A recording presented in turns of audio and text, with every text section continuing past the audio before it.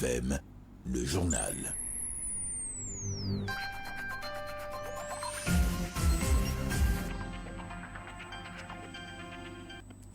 Mercredi 19 novembre 2025. Mesdames et messieurs, bonjour et bienvenue sur cette édition d'information sur 95.8 MHz Savoir FM, présentée par Abdelaziz Adamou. Mesdames et messieurs, dans notre édition de ce matin, nous revenons sur un sujet aussi sensible que crucial. Les violences basées sur le genre au Niger. Un travail d'analyse met en lumière une réalité persistante et préoccupante où les femmes et les jeunes filles continuent d'être les principales victimes d'agressions physiques, psychologiques, économiques ou encore sexuelles. Au-delà des souffrances individuelles, ce phénomène représente une véritable violation des droits humains portant atteinte à la dignité, à la sécurité et à l'égalité auxquelles chaque citoyen a droit. Écoutons ensemble à ce sujet ce commentaire de Souleymane Amadou. Sur le genre, une violation des droits humains au Niger.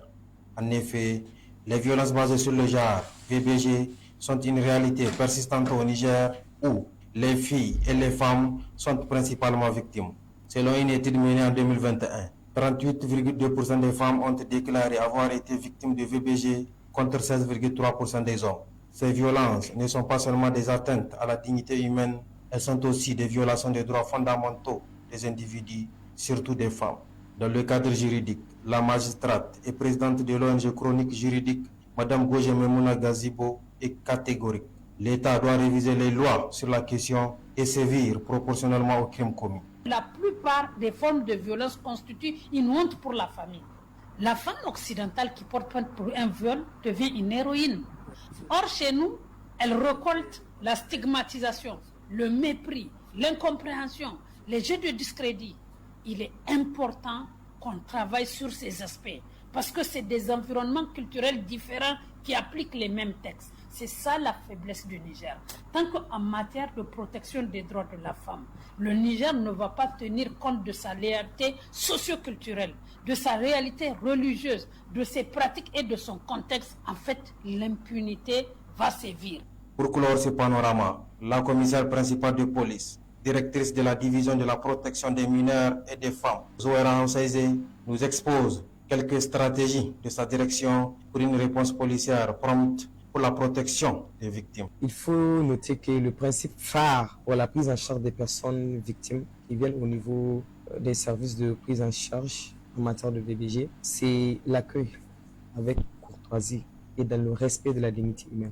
À cet effet, des espaces sont aménagés dédiés à l'audition des personnes victimes afin d'assurer la confidentialité et la discrétion par des agents formés à cet effet. Du personnel spécialisé en matière de lutte contre les violences basées sur le genre sont disponibles et assurent une écoute active afin de créer un climat de confiance et rassure la victime. En somme, les VBG constituent une atteinte grave aux droits humains, compromettant la dignité, la sécurité et l'égalité de toutes les personnes. L'État doit donc prendre des dispositions adéquates pour éradiquer ce fléau. L'actualité diplomatique du Niger nous ramène à l'audience tenue hier mardi 18 novembre au ministère de l'Intérieur, de la Sécurité publique et de l'administration du territoire, où le général de division Mohamed Toumba, chef de ce département ministériel, a reçu la ministre tchadienne du pétrole, des mines et de la géologie, Indolenoji Alexis Naïmbaï. Une rencontre placée sous le signe de fraternité et de la confiance mutuelle. Habiboullah Yakouba nous fait le point. Dans le cadre de son agenda diplomatique, le ministre d'État, ministre de l'Intérieur, de la Sécurité publique et de l'administration du territoire, le général de division Mohamed Toumba, a reçu le mardi 18 novembre 2025 à Niamey la ministre tchadienne du pétrole, des mines et de la géologie, Indolenoji Alix Naïmbaï. Une audience tenue dans un climat de fraternité et de confiance mutuelle, signe évident d'un rapprochement stratégique entre les deux pays. Au-delà de la dimension protocolaire, cette rencontre reflète un intérêt partagé pour les secteurs hautement stratégiques. Le pétrole les mines, mais aussi la sécurité indispensable pour tout projet de développement transfrontalier. Le choix du ministre de l'Intérieur comme interlocuteur principal n'est d'ailleurs pas anodin. Il traduit la volonté du Niger d'inscrire toute coopération énergétique ou minière dans un cadre sécurisé, maîtrisé et garantissant la stabilité des zones d'exploitation. Pour le Tchad, cette visite renforce son axe de coopération avec Niamey dans un contexte régional marqué par des défis sécuritaires et économiques communs. Elle offre également l'opportunité de consolider des partenariats susceptibles de stimuler l'exploration, la transformation et le transport des ressources naturelles. À ce stade, aucun détail n'a filtré sur les accords techniques ou les projets spécifiques qui pourraient découler de cette audience. Mais le ton employé, celui de la fraternité, de la confiance et du partenariat, laisse penser que Niamey et N'Djamena entendent approfondir une collaboration déjà active dans plusieurs domaines sensibles. Au-delà des mots, cette audience entre les deux ministres n'est pas qu'un geste diplomatique. Elle s'inscrit dans une dynamique régionale visant à renforcer des alliances stratégiques où sécurité et développement deviennent indissociables. La suite de ce journal. Hier 18 novembre 2025, la police nationale a publié sur son site officiel une importante opération menée dans le département de Saï le 17 novembre dernier qui a permis de démanteler un réseau de trafic de carburant, de saisir une quantité notable de drogue. Yacouba Habiboulaye toujours. C'est un nouveau coup de filet pour les éléments de la police nationale de Saï qui viennent de porter un sérieux coup à un réseau assurant à la fois le trafic illégal de carburant et la circulation de stupéfiants dans le village de Dogelkeina. Tout est parti d'un renseignement relevant un double circuit de vente clandestine. D'un côté, l'essence acheminée discrètement depuis Niamey grâce à 4 véhicules de transport de passagers. De l'autre, des produits psychotropes écoulés dans la même zone. Le mode opératoire est bien rodé. Chaque véhicule déchargeait 50 litres d'essence, soit 200 litres par rotation, au profit d'un revendeur local connu sous le nom de Sarki.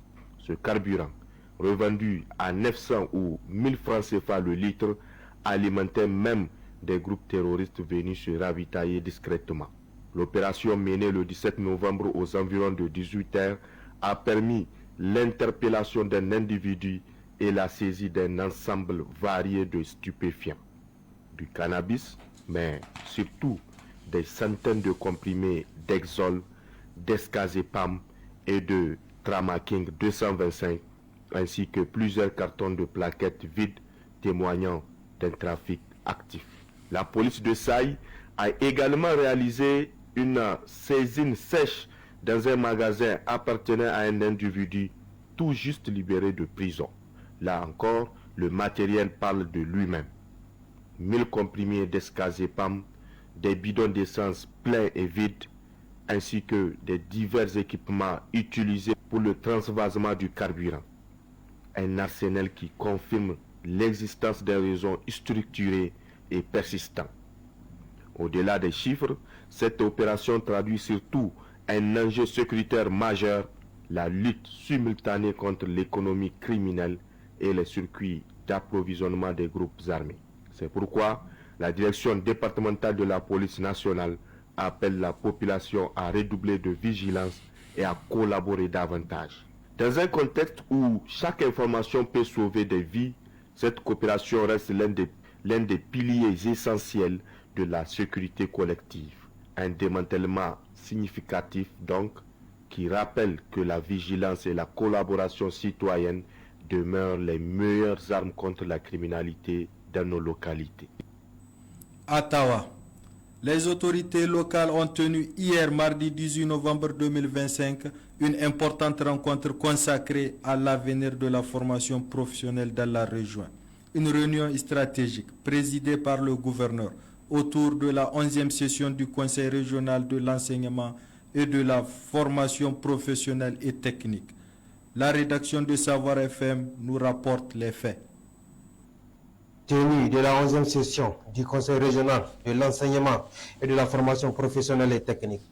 C'est un rendez-vous qui en dit long sur les priorités du moment. À Tawa, les autorités régionales ont placé la formation professionnelle au cœur de leur agenda. En présidant personnellement l'ouverture de la 11e session du CREFPT, le gouverneur de la région, le colonel-major Souleymane Amadou Moussa, a rappelé la place stratégique de l'enseignement technique dans le développement socio-économique de la région.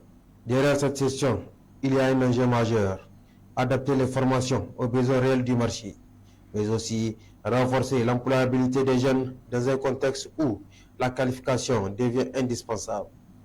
Et Tawa n'échappe pas aux défis nationaux: équipements insuffisants, manque d'enseignants spécialisés, infrastructures parfois dégradées, autant de préoccupations régulièrement remontées lors des missions ministérielles. Le CREFPT apparaît alors comme une plateforme essentielle. C'est là que se croisent les visions de l'administration, des formateurs, des acteurs économiques et des partenaires techniques. Une synergie qui permet d'identifier les urgences, de programmer les réponses adaptées et surtout de suivre la mise en œuvre des décisions. En participant activement, le gouverneur confirme également sa volonté de renforcer l'ancrage local des politiques publiques en matière d'éducation et de formation. Ce leadership vise à impulser un nouvel élan pour que la formation professionnelle ne soit plus seulement un discours, mais un véritable outil de transformation pour les jeunes de la région. Au-delà des discours, cette 11e session devra surtout être celle des engagements concrets. Car pour Tawa, investir dans la formation professionnelle, c'est investir directement dans l'avenir de sa jeunesse et dans la stabilité économique de toute la région. Plusieurs actualités internationales majeures retiennent l'attention à ce jour 19 novembre 2025. La déclaration de Cotonou qui projette une transformation numérique ambitieuse en Afrique. Une nouvelle alerte sécuritaire en Europe de l'Est après des actes de sabotage en Pologne et l'aggravation de la crise diplomatique entre la Chine et le Japon. Tour d'horizon, c'est avec Souleymane Amadou. Déclaration de Cotonou sur la transformation numérique en Afrique de l'Ouest et centrale. L'Afrique fait un pas décisif vers sa souveraineté digitale. Réunis à Cotonou les 17 et 18 novembre 2025, les ministres du numérique de l'Afrique de l'Ouest et du Centre ont adopté la déclaration de Cotonou. Objectif visé: porter l'accès au haut débit à 90% d'ici 2030, harmoniser les infrastructures numériques publiques et former plus de 20 millions de personnes aux compétences digitales. Un engagement ambitieux qui pourrait transformer l'économie du continent et ouvrir un vaste chantier, celui de l'inclusion numérique, de la création d'emplois et d'une meilleure intégration régionale. Il reste toutefois un défi majeur: la capacité des États à concrétiser ces engagements dans un contexte de ressources limitées et d'insécurité persistante dans plusieurs pays. Europe de l'Est, sabotage ferroviaire en Pologne et ramification du conflit russo-ukrainien. La tension monte de plusieurs crans en Pologne où des Ukrainiens soupçonnés d'opérer pour les services russes ont été identifiés comme auteurs présumés d'attaques de sabotage contre des lignes ferroviaires. Varsovie parle d'une menace sans précédent depuis le début de la guerre en Ukraine. Ces actions s'inscrivent dans une stratégie de guerre hybride visant à déstabiliser les infrastructures stratégiques des pays voisins. Pour l'Europe, c'est un signal d'alarme supplémentaire sur la nécessité de renforcer la sécurité intérieure. Pour les pays du Sud, notamment du Sahel, cela rappelle comment les priorités des partenaires occidentaux peuvent basculer rapidement au gré des crises géopolitiques. Enfin, en Asie, la situation s'étend entre la Chine et le Japon. Tokyo a émis une alerte de sécurité à l'intention de ses ressortissants en Chine, leur demandant d'éviter les zones très fréquentées. Cette montée de tension fait suite aux déclarations de la première ministre japonaise évoquant la possibilité d'une réponse militaire en cas d'attaque chinoise contre Taïwan. Cette escalade vient fragiliser davantage une région déjà marquée par des rivalités militaires et économiques. Elle pourrait également avoir des impacts économiques mondiaux, notamment sur les chaînes d'approvisionnement et les marchés asiatiques, avec des répercussions indirectes en Afrique. Auditeurs et auditrices, c'est la fin de cette note d'information. Merci de nous avoir suivis. Nos programmes continuent sur le 95.8 MHz. Savoir FM, la passion de faire savoir.